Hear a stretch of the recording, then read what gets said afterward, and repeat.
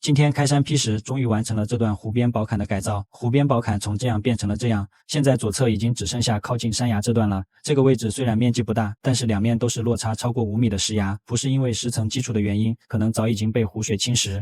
我计划根据湖边宝坎的水平高度延伸到这块区域，这里的地势要高于湖边的其他地方，先填些泥土把坡度减缓。为了方便推车通行，找了木板垫在下面，也可以避免陷车。之前挖别人墙角拉回来的石料也所剩无几，这些条石大小尺寸各不相同，为了方便运输和使用，先对其进行分解。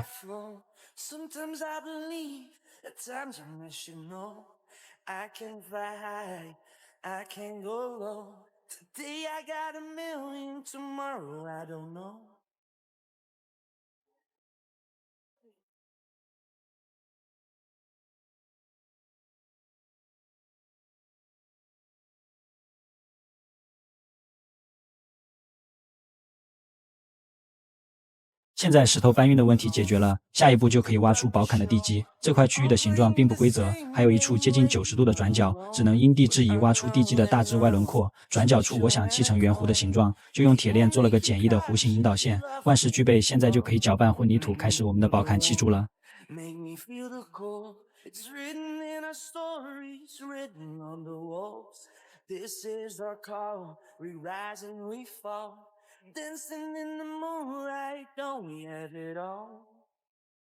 因为地势呈现左高右低的走势，基础找平很关键。最下面垫上一层混凝土后，再用石头填充到内部，石头与石头之间的缝隙在填充上沙灰缝隙覆盖平整。现在就可以找些偏大的石头，先把基础轮廓线砌出来了。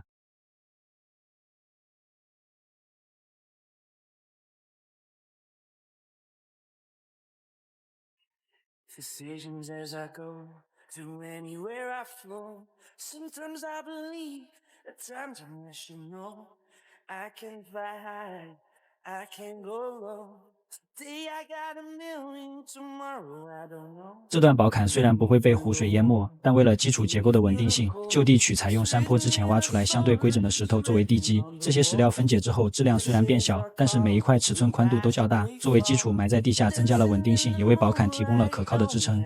基础找平后，就可以开始垒砌宝坎了。受地形条件的限制，这段宝坎基本都是呈现弯曲的形状。无论多长的条石，遇到这样的形状，也只能分解成小块的，才能拼接出弯曲的效果。转弯处的圆弧是这次改造的难点。没有经验的我想要砌出90度的圆弧，看来只能用魔法了。有时候打败魔法的办法，也只能是魔法了。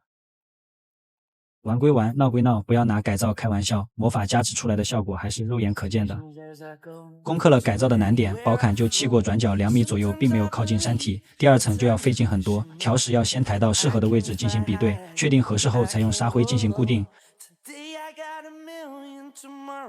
如果遇到有凹凸不平的地方，还要先打磨平整。就这样持续干到了晚上，也没有砌好几块。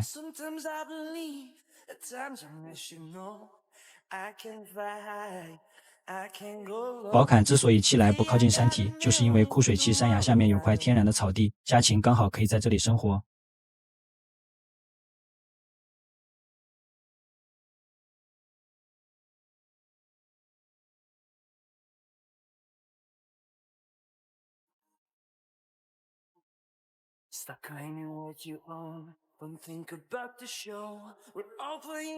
看到这里，可能有云股东已经发现了，这里就是之前给小动物们做庇护所的地方。时间飞逝，转眼间小动物们已经长这么大了，除了兔子，其他的长势都还不错，鸭子也开始在生蛋了。之前4只小兔子掉了1只，背着你们吃了2只，眼影兔和黑白双煞成功繁衍生息。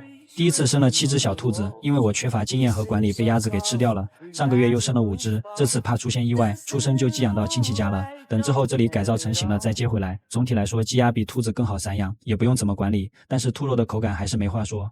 宝坎的末端靠近庇护所，为了方便之后对小动物们的管理，找了一块石槽固定到了这里。现在给各位云股东汇报一下我们的改造进度。这次趁着枯水期，我们把湖边左侧这段宝坎全部改造完成了。这是我参考的湖边预想效果，房屋无论是地理条件还是自然资源和这个比较相似。湖水正常的水位线差不多也在宝坎的这个位置。之所以加高宝坎，一方面是为了湖边能有这样的效果，另一方面我们把山坡的泥土回填下来，就可以让这块区域的地势变得更平整，从而利用的空间也变得更大，这样我们湖边也有了更多的想象空间。Make me feel the warmth, make me feel the cold. It's written in our stories, written